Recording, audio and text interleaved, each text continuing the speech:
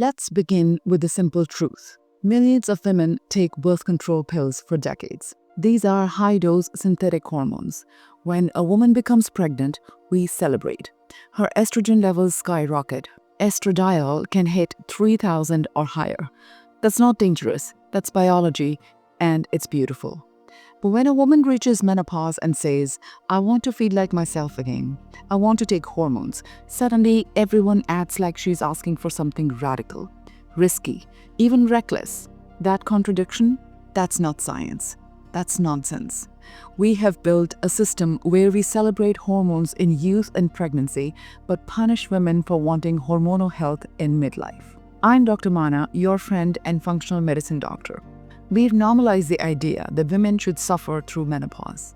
We tell them they are trading quality of life for longevity if they choose hormone replacement therapy, HRT. First of all, that's not true.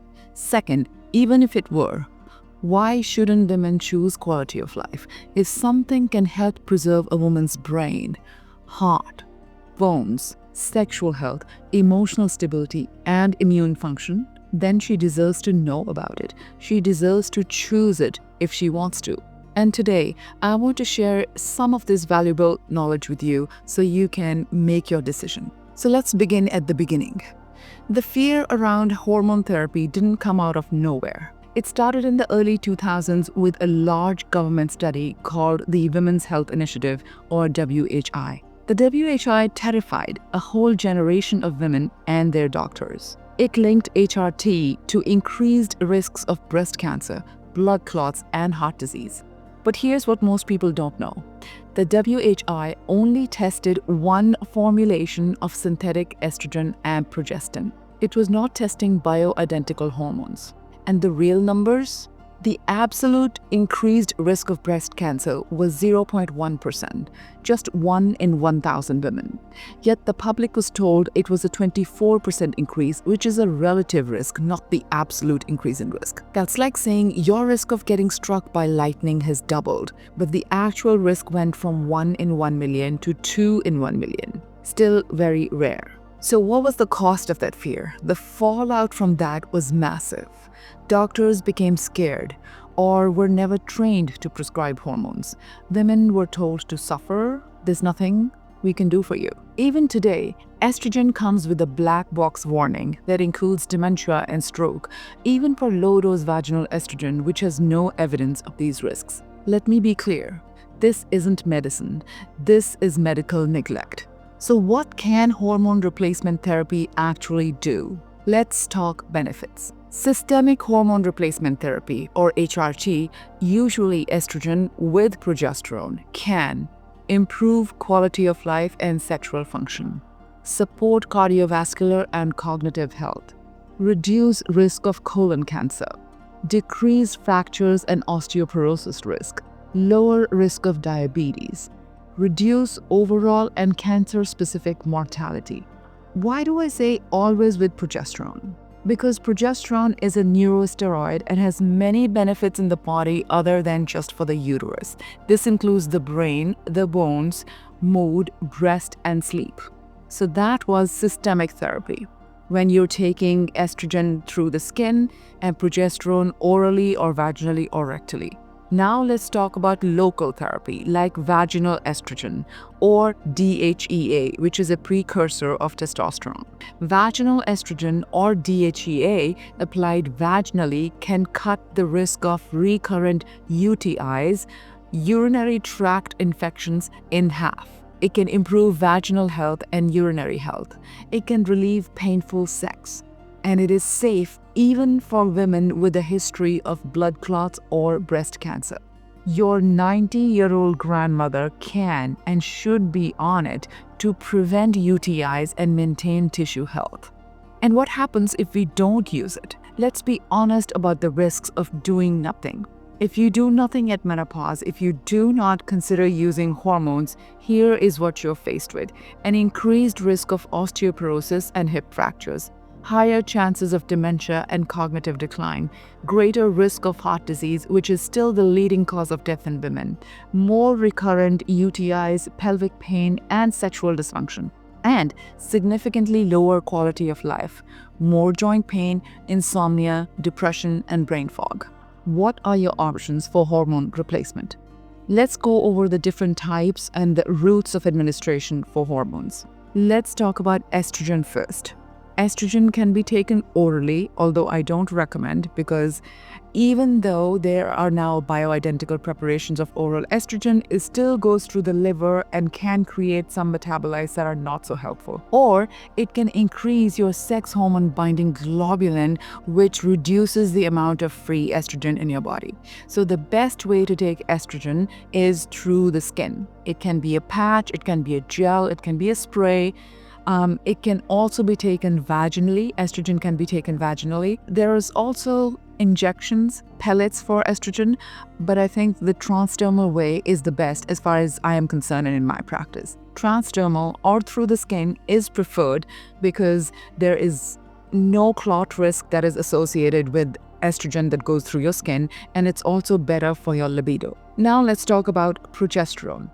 Micronized oral progesterone is the best type of progesterone instead of a progestin, which is a synthetic progesterone, or medroxyprogesterone acetate, which is also a synthetic progesterone.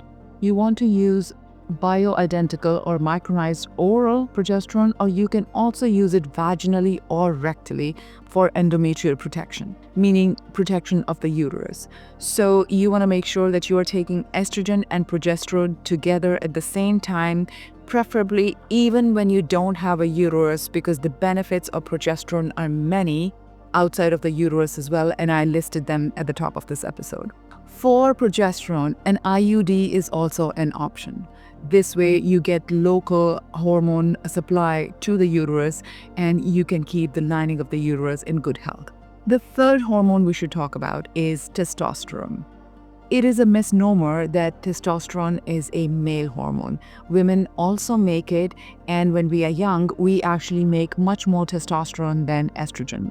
But we do make it all our lives, and yes, we need it. So topical testosterone can improve libido, urinary health, and sexual satisfaction. So again, testosterone is also applied through the skin. You can also use pellets, but my preference is really for the cream applied on the skin. The next hormone, let's talk about DHEA. Vaginal DHEA, or intramural, converts locally to estrogen or testosterone in the vulvovaginal area. So this is great for what we call the genitourinary syndrome of menopause. This is the condition which used to be previously called vulvovaginal atrophy or senile vagina. So vaginal DHEA or estrogen are great for GSM, the genitourinary syndrome of menopause, and preventing urinary tract infections or UTIs. Now let's talk about testing and monitoring. What about testing and monitoring of all of these hormones? So what I say is start low, go slow. Use labs by all means for support and guidance and kind of see where things are, but you don't have to stick exactly to a number or drive to a number. We want to really go by your symptoms and how you're feeling. Although there's no way to tell how your bones are doing on a certain dose of estrogen and progesterone, so it will be helpful to check at some point what your levels are in the blood.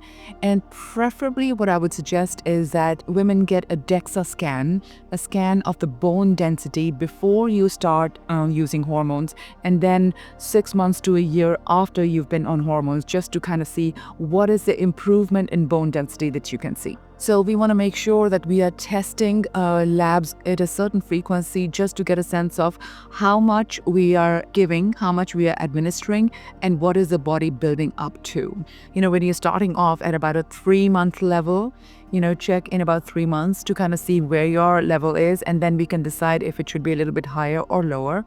And we want to make sure that we use the right tests to check for your estradiol, your progesterone, and testosterone. There is no one-size-fits-all dosing method or route of administration. We should offer a bunch of options for the patient, not just a mandate that you should only do it this way or not that way. Now let's talk about some myths that are common in this world of hormones. There has been this statement in the world of hormones to use the lowest effective dose for the least amount of time, which I think does so much disservice to women, because that just perpetuates the idea that there is fear associated with these hormones. So you must do the lowest effective dose and for the shortest amount of time. That's actually incorrect. You must do the right dose that gets you to the right level, that gets you benefit from hot flushes, night sweats, but also bone benefits and heart benefits and brain benefits. And this can be monitored based on symptoms, based on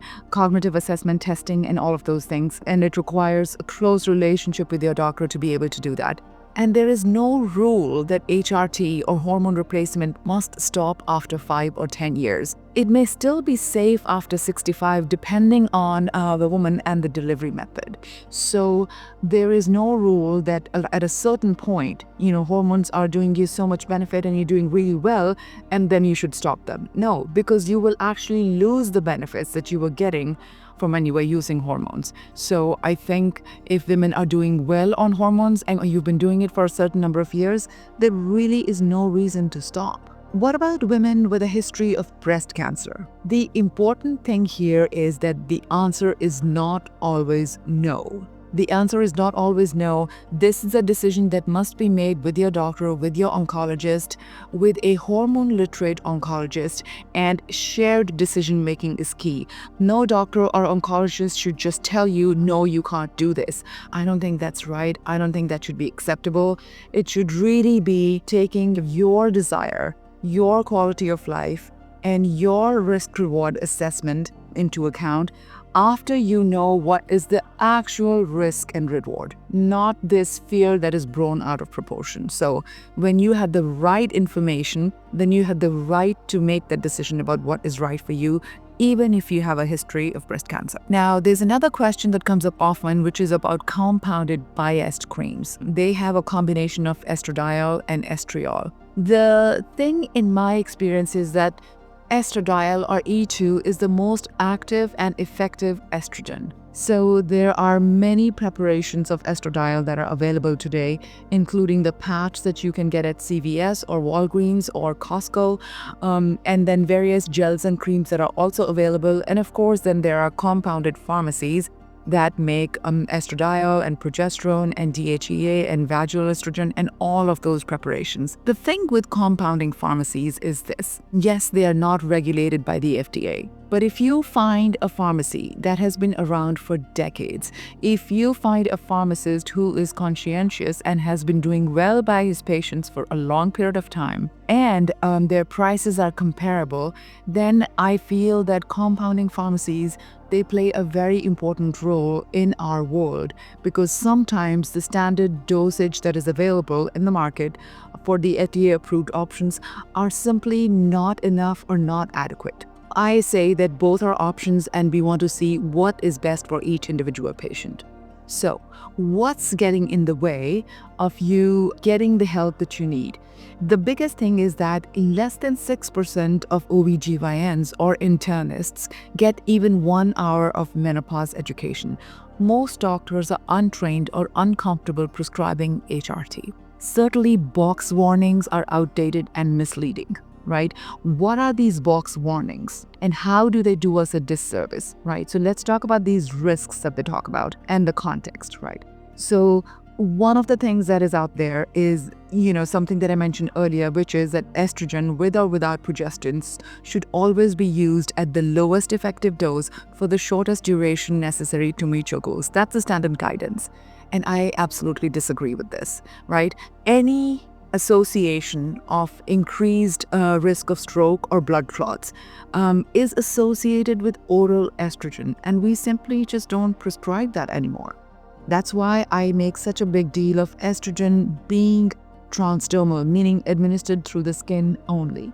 There is an increased risk of endometrial cancer, but only if estrogen is taken without progesterone in women who still have a uterus. And in my practice, I always do estrogen and progesterone, whether a woman has a uterus or not, because the benefits of progesterone are so many outside of the uterus. The studies which showed a slightly increased risk of breast cancer was when older or synthetic progestins were used, like medroxyprogesterone acetate, and perhaps a tiny little increased risk of dementia, but only when estrogen was started after the age of 65 in women that were already quite sick and had a lot of other diagnoses. So this is the problem. When we conflate hormone replacement, the right kind of hormone replacement information, with the trial that was done with the incorrect dosing, incorrect type of hormones, the wrong population on which they did this whole experimentation. The problem with the warnings is this: they don't distinguish between the types of estrogen, oral or cream, doses, high versus low, delivery routes, systemic versus local versus vaginal. And so all of these warnings are actually still applied even to low-dose vaginal estrogen, which has not been shown to carry these systemic risks at all. And again, I keep talking about this disservice to women who could benefit from these therapies without the fear. This fear has created a vacuum, one that has been filled by people doing hormones willy-nilly. We can do better, and we must do better. So, last few words I would say here. If you have a uterus, you must use estrogen and progesterone together. Vaginal estrogen, or DHEA, is safe for nearly everyone. Testosterone is legitimate for women. It just so happens that in the US, we don't have a product or a preparation made for women, so we have to use it off-label in the US. So, finally, menopause is a whole body transition. Brain, bones, heart, gut, sex, sleep, not just hot flashes. So here's my message to you. You are absolutely correct to want quality of life, not just survival. You are allowed to feel good, think clearly, love fully, sleep deeply, live vibrantly. Hormone therapy, when prescribed with wisdom and care, is not dangerous. Neglect is dangerous. Ignorance is dangerous. So let's reclaim our bodies, our minds, and our future. I am Dr. Mana, and you are watching Midlife Matters. Let's keep learning together.